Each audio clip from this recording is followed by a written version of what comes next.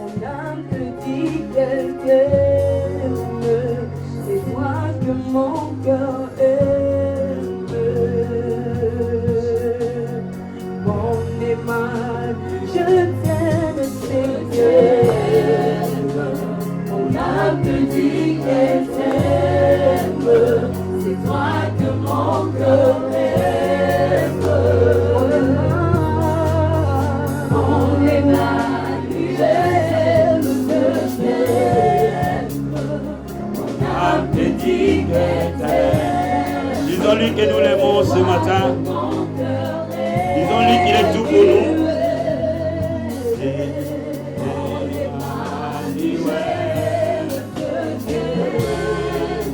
Disons-lui que nous l'aimons. Il est tout ce que nous sommes.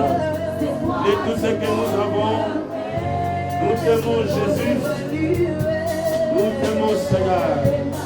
Il est notre Emmanuel. Il est notre Dieu très présent. Lèvons nos mains pour l'adorer. Lèvons nos mains pour te célébrer.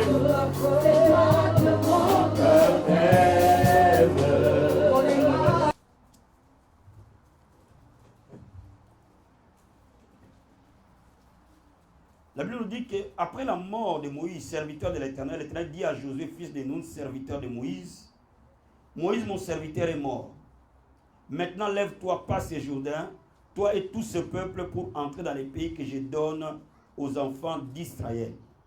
Tout lieu que foulera la plante de votre pied, je vous le donne, comme je l'ai dit à Moïse.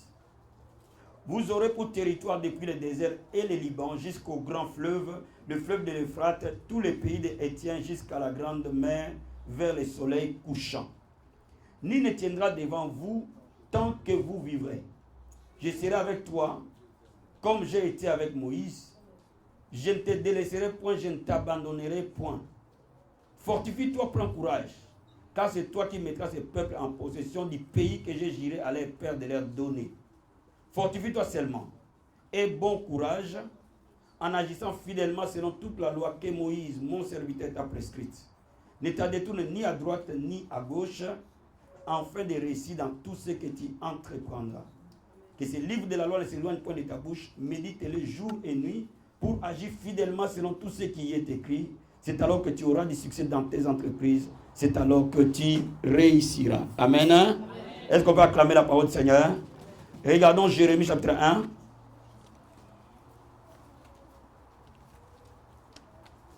Jérémie chapitre 1.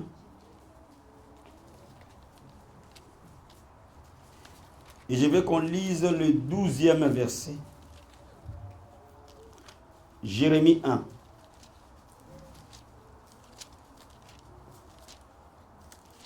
Et on va lire le 12e verset. La Bible nous dit ceci. L'Éternel me dit, tu as bien vu, car je veille sur ma parole pour l'exécuter. Amen. Amen. Je veille sur ma parole pour l'exécuter. Regardons encore notre verset. Josué, Osée plutôt. Il veut dire Osée. Prophète Osée. Si tu as trouvé, tu peux m'aider s'il te plaît. Osée. Chapitre 14. Et je vais qu'on lise le verset 1 à 2. Nous lisons la parole de Dieu. Israël revient à l'Éternel, ton Dieu, car tu es tombé par ton iniquité. Apportez avec vous des paroles et revenez à l'Éternel. Dites-lui, pardonne toutes les iniquités et reçois-nous favorablement. Nous t'offrirons au lieu de taureau l'hommage de nos lèvres. Est-ce qu'on peut acclamer le Seigneur? Amen. La Bible dit, apportez avec vous des paroles. Amen. Amen. Apportez avec vous des paroles pour entrer dans sa présence.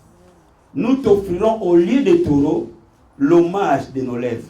En d'autres termes, au lieu des taureaux, nous t'offrirons les paroles de nos lèvres. Acclamons la parole du Seigneur. Bien aimé, je vais dire à quelqu'un ce matin, il y a une puissance qui est cachée.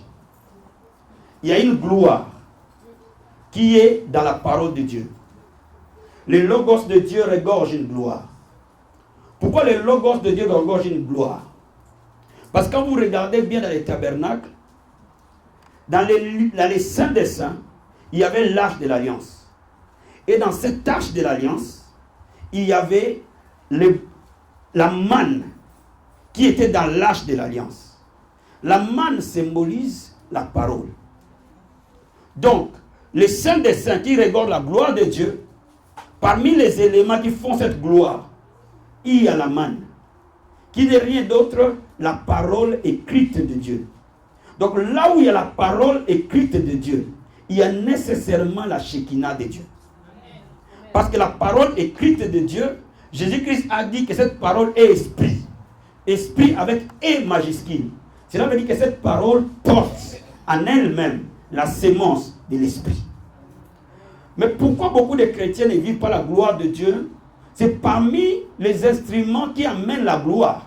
Il y a la parole écrite de Dieu. Amen. Hein? Dieu dit à Josué, dans Josué chapitre 1, que c'est toi qui vas faire posséder ce peuple, là où je les ai promis. Il essaie de convaincre Josué. Parce qu'à la mort de Moïse, Josué n'est qu'un enfant. À la mort de Moïse, Josué était un jeune adulte. Donc il n'avait pas l'expérience qu'avait Moïse. Il n'avait pas la gloire qu'avait Moïse. Il n'avait pas la force de conduire le peuple qu'avait Moïse. Mais Dieu choisit celui qu'il veut. Donc il choisit Josué. Il commence à rassurer Josué, il dit que moi je serai avec toi comme j'ai été avec Moïse. Cela veut dire que Dieu garantit à Josué sa présence. Il dit, ma main sera avec toi. Je te soutiendrai partout où tu iras. Partout où tu fouleras tes pieds, moi je te les donne en possession. Cela veut dire que non seulement que Josué avait la promesse de Dieu lui-même, mais il avait aussi la garantie de sa présence. L'unique garantie que Dieu donne à l'homme. Il dit, moi je serai avec toi. Mais quand il regarde attentivement, ces deux choses ne suffisaient pas. Malgré qu'il avait la promesse de Dieu, malgré qu'il avait la présence de Dieu, Josué devait se fortifier pour posséder. Donc l'onction de Dieu en elle-même ne suffit pas. Pour que tu vois des changements dans ta vie. Je suis convaincu que si tu me suis attentivement, tu vas recevoir quelque chose de très particulier ce matin. Donc Dieu dit à Josué, malgré ma présence, malgré ma promesse, il faut que toi tu te fortifies. Il faut que ton esprit humain soit fort pour que tu possèdes. Voyez-vous, laisse-moi te dire, quand les gens voient les miracles physiques, c'est que tu as possédé. Tu as pris possession de la promesse de Dieu. Ça ne suffit pas de connaître les promesses. Ça ne suffit pas de les citer. Faut-il encore le vivre?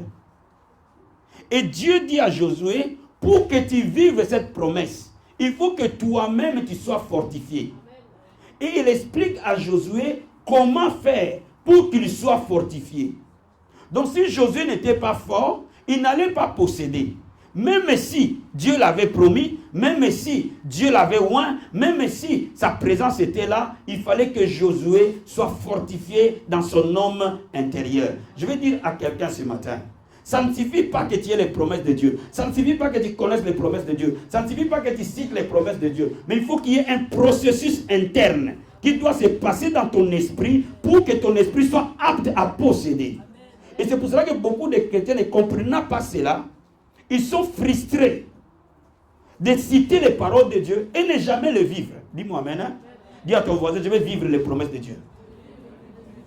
Donc Dieu était en train d'expliquer à Josué A plus B comment il devait faire pour que la promesse cesse d'être promesse, devienne réalité. Dis-moi amen. Hein? Donc bien aimé, je vais dire à quelqu'un, ça ne suffit pas d'avoir la promesse. Faut-il encore que cette promesse devienne réalité? Et c'est ça le but de la parole de Dieu, du mystère qui est caché derrière la parole. Alors Dieu dit à Josué, pour que toi-même tu vives ce que je t'ai dit, pour que tes pieds réellement se posent dans la terre promise, pour que réellement tu vives ce que moi je t'ai promis, il faut que tu fasses quelque chose. Que ce livre de la loi ne s'éloigne pas de ta bouche, médite-le nuit et jour, afin de faire selon ce qui est écrit. Là, Dieu montrait à Josué 3 choses qu'il devait faire de la parole de Dieu. Dieu dit à Josué, ma parole a le pouvoir de t'amener jusqu'à Canaan. Dieu dit à Josué, ma parole a la capacité de fortifier ton esprit humain et l'amener à prendre possession de tout ce que je te donne par mon esprit. Donc laisse-moi te dire, il faut comprendre une chose, que nous sommes le temple du Saint-Esprit. Il faut comprendre une chose, que nous sommes son tabernacle. Cela veut dire que l'Esprit de Dieu vient habiter dans l'esprit de l'homme pour que l'homme accomplisse les œuvres de Dieu. Mais laisse-moi t'expliquer quelque chose. Tant que ton esprit humain n'est pas régénéré, n'est pas transformé, cet esprit humain ne possédera pas ce que Dieu a prévu pour toi. Et alors pour que ton esprit humain possède ce que Dieu a prévu pour toi, cet esprit humain doit être transformé par 3 aspects de la parole. Il commence par dire que ce livre de la loi ne s'éloigne pas de ta bouche. Il faut que tu déclares toutes les promesses que Dieu t'a données. Il faut que ces promesses soient l'objet de ta confession, l'objet de ta déclaration. C'est pour cela que Josué osait dire, venez avec des paroles. Ne donnez pas des sacrifices de taureaux, mais donnez les sacrifices des paroles. Donc laisse-moi te dire, Dieu te dit que tu es sacrificateur. Un sacrificateur avait comme mission de présenter des sacrifices à Dieu. Et dans la nouvelle alliance, nous ne présentons plus de taureaux ni de boucs. Dans la nouvelle alliance, nous présentons sur l'autel les paroles. Donne-moi amen, hein? Oh, donne-moi amen, s'il te plaît. Mais ces paroles ne sont pas nos paroles. Ces paroles sont des paroles de Dieu lui-même. Il veut entendre dans la bouche d'un croyant les paroles de Dieu, ses propres paroles. Donne-moi amen. Hein? Donc il dit que ces paroles, en d'autres termes, il disait à Josué que tu dises toi-même plusieurs fois, je possède la terre promise, je suis plus que vainqueur pour entrer dans la terre promise. Aucun ennemi ne résistera parce que Dieu m'a dit que j'ai la terre promise. Que tu le dises, que tu le dises, que tu le dises, que tu le dises. Laisse-moi t'expliquer quelque chose. Dieu n'a pas dit à Josué, trouve-toi une armée entraînée. Parce que Dieu savait que cette armée n'était pas entraînée. Dieu n'a pas dit à Josué, va en Égypte acheter les chars. Parce que Dieu savait qu'à cette époque, l'Égypte était la première puissance. Et ils avaient des chars. Dieu n'a pas dit à Josué, trouve-toi un coach qui va t'apprendre à être un bon leader. Parce que l'esprit de l'homme a la capacité de t'amener exactement à produire ce que Dieu a déjà mis en toi. Oh, donne-moi amen. Donne-moi amen. Donne-moi amen. Je vais dire à quelqu'un, bien aimé, les gens ne peuvent pas te connaître parce que tu es un esprit. Et il y a une âme vivant dans un corps. Tu es déjà un esprit qui a une âme, c'est-à-dire qui a des pensées, qui a des sentiments, qui a des émotions, qui vit dans un corps pour fonctionner dans le monde matériel. Mais laisse-moi te dire, ton vrai toi, ce n'est pas le pasteur Lopez que je vois. Le vrai Lopez, c'est l'esprit de Lopez qui est au-dedans. Et cet esprit doit être capable d'être régénéré de gloire en gloire à l'image du Christ. Pour que l'esprit soit régénéré, il faut que la bouche parle. Il dit que tu médites. Il faut que tu penses la parole. Il faut que tu déclares la parole. Il faut que tu agisses dans la parole. En d'autres termes, il faut que tu penses la parole. Il faut que tu déclares la parole. Il faut que tu pratiques la parole. Beaucoup de chrétiens ignorent la parole. Beaucoup de chrétiens négligent la parole. Voilà pourquoi ils ne possèdent pas suffisamment. Je vais dire à ton voisin, je ne posséderai plus les miettes. Je vais vivre la totalité de mes bénédictions. Je vais vivre tout ce que Dieu a prévu pour moi. Donc déjà la première des choses, Dieu commence à établir quelque chose que Josué devait faire. Je t'explique. Dieu ne fait pas tout dans une alliance. Dieu fait une part. L'homme doit faire l'autre part. Dieu a mis Adam dans les jardins. Il lui a tout donné, mais Adam devait cultiver les jardins et ne pas manger les fruits. Dieu a demandé à Noé de construire l'arche, mais c'était à Noé d'entrer dans l'arche et Dieu allait faire tomber la pluie. Cela veut dire quoi? Cela veut dire qu'il y a toujours la part de l'homme pour que tu possèdes. Et cette part n'est rien d'autre que la parole de Dieu. Je veux dire à quelqu'un, ta vie doit devenir basée sur la parole. Ou en d'autres termes, la parole de Dieu doit devenir l'autorité finale de ta vie. La parole de Dieu doit devenir ce qui gouverne ta vie. Si tu veux arriver à la terre promise, tu dois prendre la parole et tu dois penser cette parole. Tu dois remplacer toutes les pensées humaines par les pensées divines. Et les pensées divines ne sont rien d'autre que les pensées de la parole. Et que ces pensées habitent abondamment en toi, jusqu'à ce qu'elles sortent de ta bouche de manière naturelle. La Bible dit de l'abondance du cœur, la bouche parle. Laisse-moi te dire, si tu as la haine dans ton cœur, la bouche parlera la haine. S'il y a la colère dans ton cœur, la bouche sortira la colère. Ce qui sort de la bouche n'est jamais différent de ce qui est dans le cœur. Lorsque la parole de Dieu contrôle tes pensées, cette parole va contrôler ta bouche. Et lorsque ces paroles vont contrôler ta bouche, ces paroles vont se manifester dans tes actes. Et lorsque les actes vont contrôler ta vie, tes actes vont changer ta destinée. Donne-moi amen. Donne-moi amen. Donne-moi amen. Allons plus attentivement. La parole doit contrôler mes pensées. La parole doit contrôler mes paroles. La parole doit contrôler mes actes. Maintenant, on va voir ça calmement. Quand vous lisez dans la Bible, il y a des principes fondamentaux de la parole. Ces principes parcourent toute la Bible. Cela veut dire que si tu veux trouver des principes fondamentaux, ces principes ne sont pas que dans un coin de la Bible. Ces principes parcourent toute la Bible. Tu vas voir que des hommes au travers de la Bible ont pratiqué les mêmes principes, consciemment ou inconsciemment, et Dieu les a utilisés. Je vais dire à quelqu'un, Jésus-Christ demeure le même hier, aujourd'hui et éternellement. La même parole que Josué a pratiquée, si frère Jacques le pratique, il possède. Parce que Josué a possédé la terre promise, si frère Fidèle la pratique, il le possède. Cela veut dire que chacun a sa terre à posséder, mais si tu pratiques comme Josué a pratiqué, tu vas posséder ta terre. Donne-moi maintenant. Maintenant, laisse-moi te dire, il y a un homme dans la Bible que j'aime beaucoup, qui est le prototype de Christ. Il est vraiment l'image de Christ. C'est David. David, quand il analyse attentivement, tu vas comprendre qu'il est le modèle, à part Jésus, le plus proche, parfait de Christ. Laisse-moi te dire, lisons Psaume 119. On va prendre le verset 105, verset 147, 148. Psaume 119. Une fois, Jacques, si tu as trouvé, Psaume 119, verset 105. Après, tu vas prendre le verset 147, 148. Nous lisons la parole de Dieu. Ta parole est une lampe à mes pieds et une lumière sur mon sentier. Amen. Je dévance l'aurore et j'écris. J'espère en tes promesses. Amen.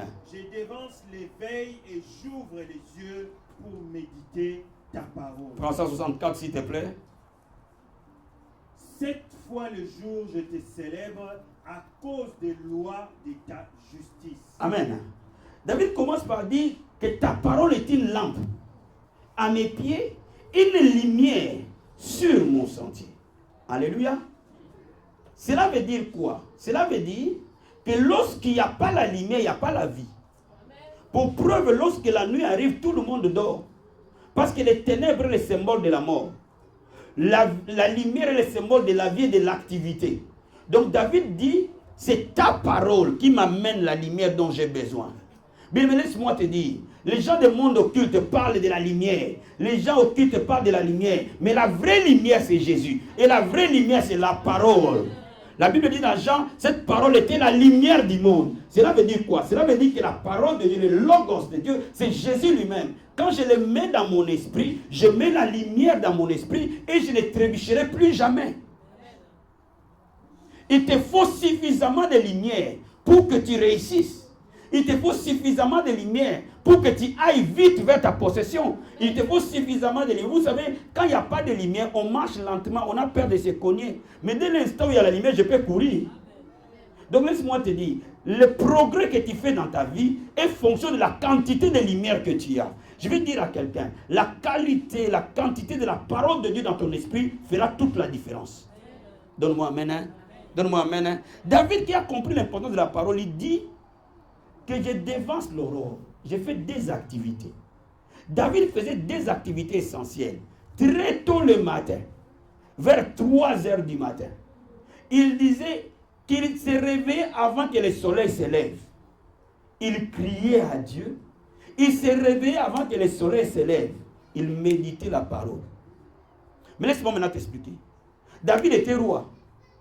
David était un chef militaire. David était un prophète. David était écrivain. David était chanteur. David, parce qu'il était roi, il était juge.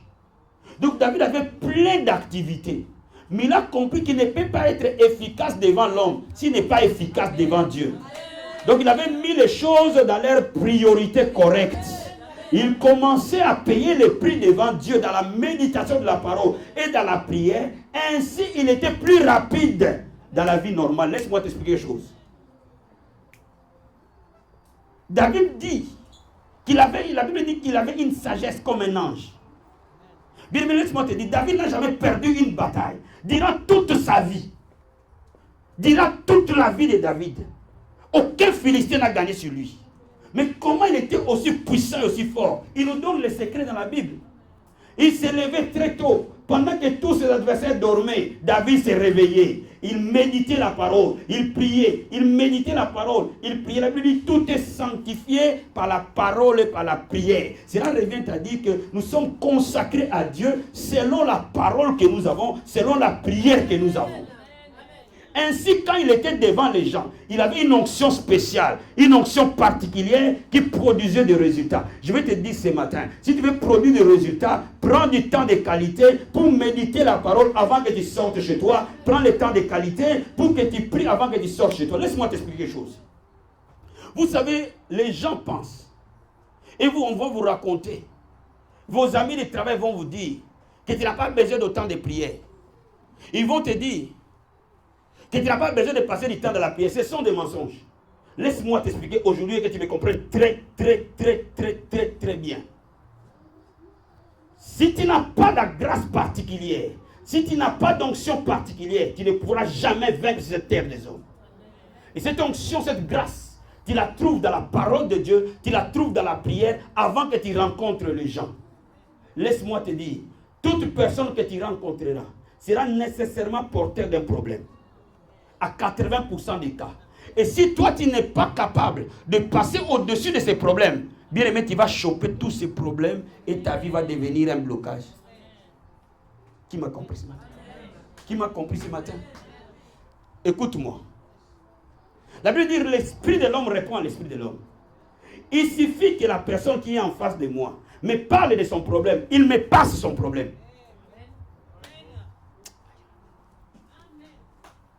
Il suffit que je sois dans un contact affectif avec quelqu'un qui est mal.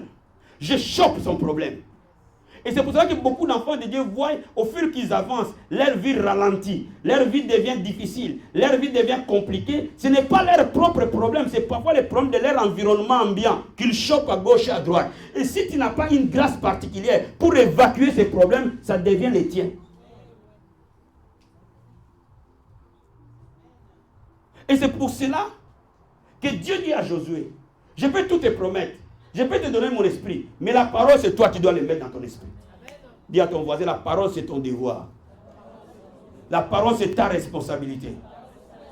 David était tellement fort dans la parole qu'il dit 7 fois dans une journée, il méditait et priait. Vous vous êtes imaginé 7 fois dans une journée ce que ça signifie? Mais comment il faisait pour faire tout ça? Je vais dire à quelqu'un bien aimé, ne donne jamais des raisons pour ne pas méditer la parole. Ne donne jamais des raisons pour ne pas accorder de l'importance à la parole.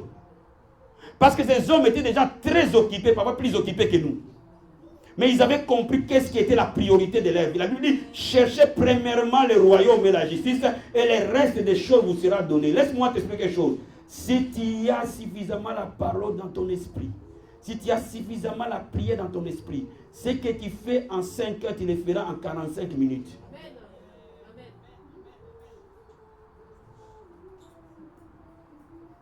Je dis à quelqu'un, fils, fille, ne néglige pas la parole. Ne sous-estime pas le pouvoir qui est derrière cette parole. Parce que cette parole, c'est Dieu lui-même.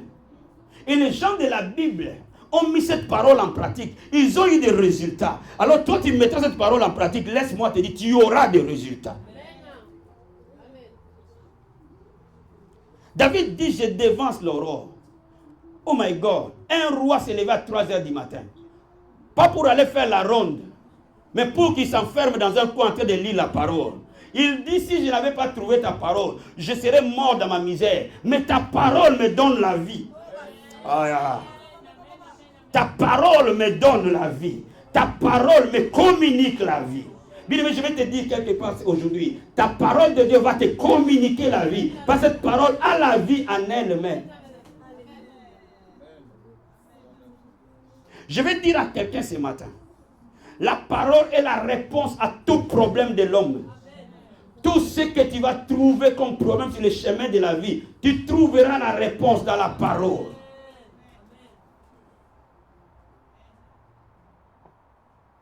Jésus-Christ avait compris l'importance de la parole. Dans Matthieu chapitre 7, il dit, celui qui bâtit sa maison sur le roc, et celui qui écoute ma parole, qui la pratique, quelle que soit la tempête qui frappe à cette maison ne tombe jamais, parce qu'elle est bâtie sur le roc. Celui qui bâtit sa maison sur le sable, non seulement n'a pas la parole, mais ne la pratique pas. Tu ne peux pratiquer que ce que tu as. Donc laisse-moi te dire ce matin, si tu n'as pas la parole dans ton esprit, tu es en train de construire une maison en carton sur du sable. Mais si tu as la parole dans ton esprit, même si tu vas lentement, mais tu vas sûrement. Le problème n'est pas d'aller vite, le problème est d'aller lentement, mais sûrement. Donc laisse-moi t'expliquer quelque chose. Si tu as la parole dans ton esprit, tu es en train de bâtir ta vie sur le roc. Quelle que soit la tempête, ta vie ne s'écroulera jamais. Donne-moi amen. Donne-moi amen. Donne-moi amen. Dis à ton voisin, regarde-moi bien. Jour après jour, tu me verras transformé à la lumière de la gloire de Dieu. Jour après jour, je changerai. Je serai transformé à la lumière de la gloire de Dieu. Tu me comprends ce matin? Je vais dire à quelqu'un ce matin. Dieu ne donne jamais le passé. Cette Bible n'a que des promesses. Cette Bible est un recueil de promesses. Pourquoi cette Bible est un recueil de promesses? Parce que Dieu va me donner un futur. Peu importe mon passé, il ne se focalise pas sur mon passé. Il se focalise sur mon avenir. Voilà pourquoi il me donne des promesses pour que j'espère. Parce qu'il m'a promis de m'amener dans une terre promise où coule le lait et le miel.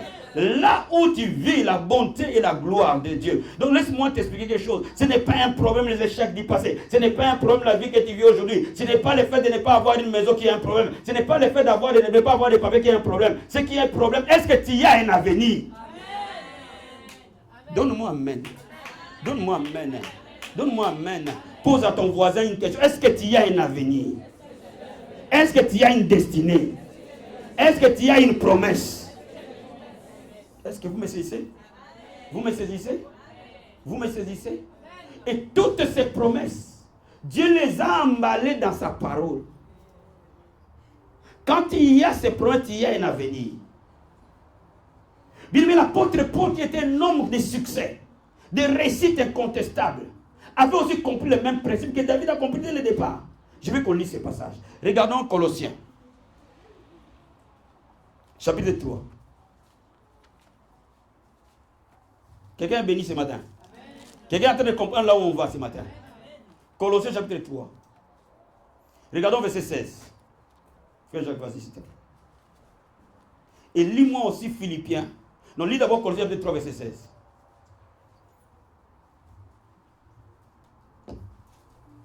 Nous lisons la parole de Dieu. Que la parole de Christ demeure en vous dans toute sa richesse.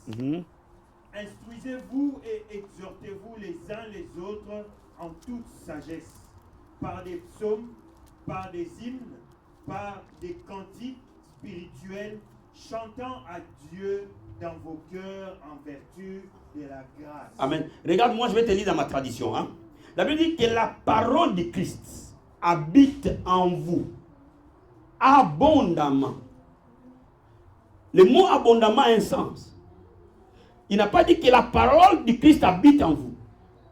Que la parole du Christ habite en vous en overdose. Vous comprenez ce que je voulais dire?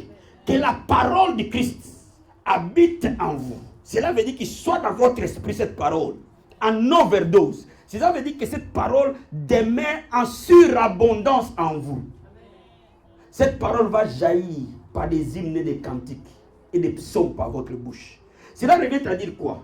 Si la parole de Dieu habite dans mon esprit, même si je suis dans la bataille, je vais célébrer Dieu, non pas à cause du problème, mais à cause de la parole qui habite en vous. Laisse-moi te dire quelque chose. Quand la parole habite en toi, elle chantera dans ton esprit. Qui m'a compris ce matin?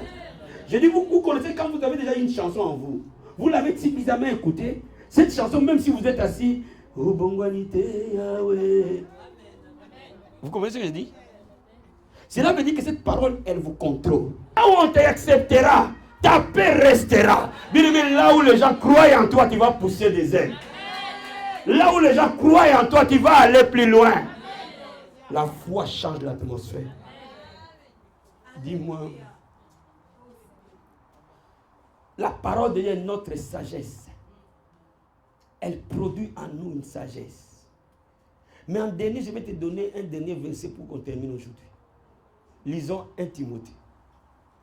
Quelqu'un est béni ce matin. Amen. Vous savez, il y a des moments parfois où on n'a pas besoin seulement de vous imposer les mains. Rien que la parole, elle produit les résultats. 1 Timothée chapitre 4. Prends au verset 12. Écoute bien ces passages. Et descends s'il te plaît. 1 Timothée 4, verset 12. Et commence à descendre jusqu'à 15. Nous lisons la parole de Dieu.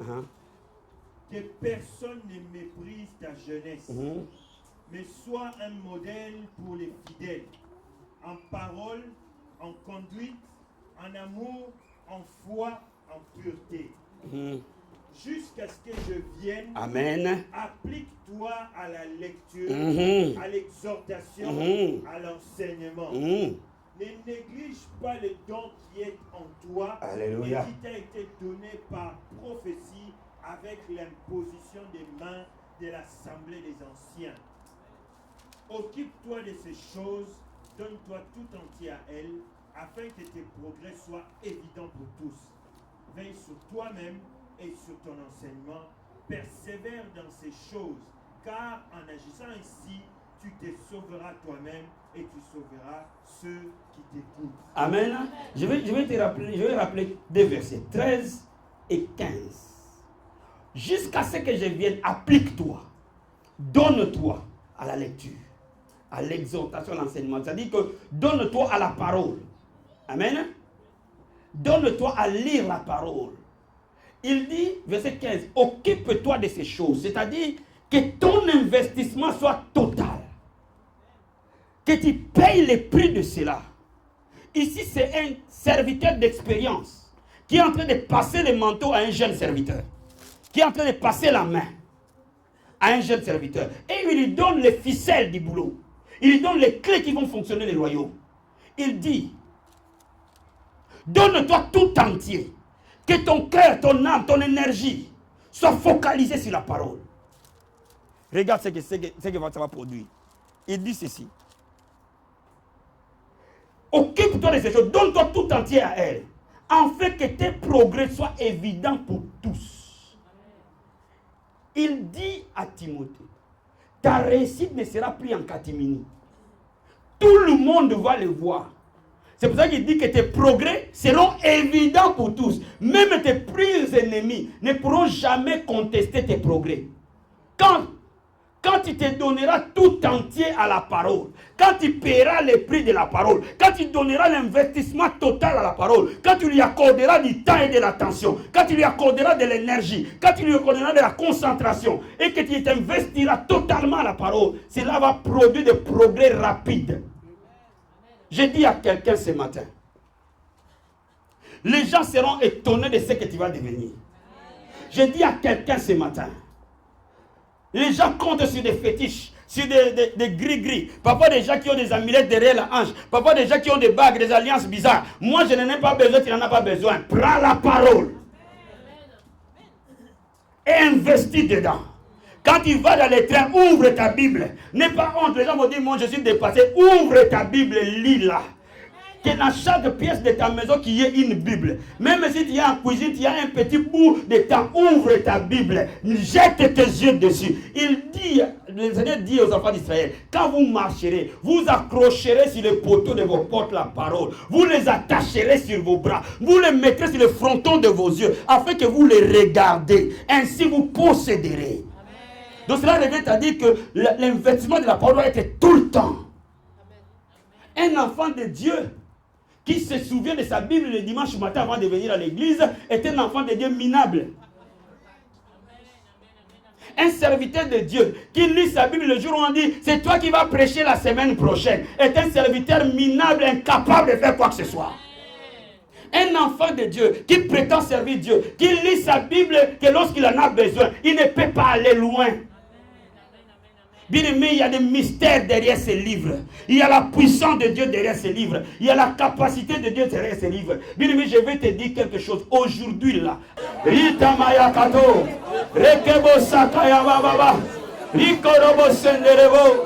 a créé par la parole. Il dit venez dans ma présence avec les paroles. C'est les paroles qui produisent la vie. C'est les paroles qui changent les destinées. C'est les paroles qui élèvent l'homme. Je veux que tu parles à quelqu'un et que tu libères les paroles de bénédiction dans sa vie. Il sera ce que tu dis qu'il est. Il sera ce que tu as déclaré qu'il est.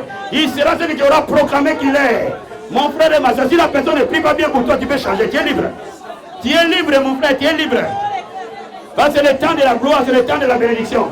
Tu es libre.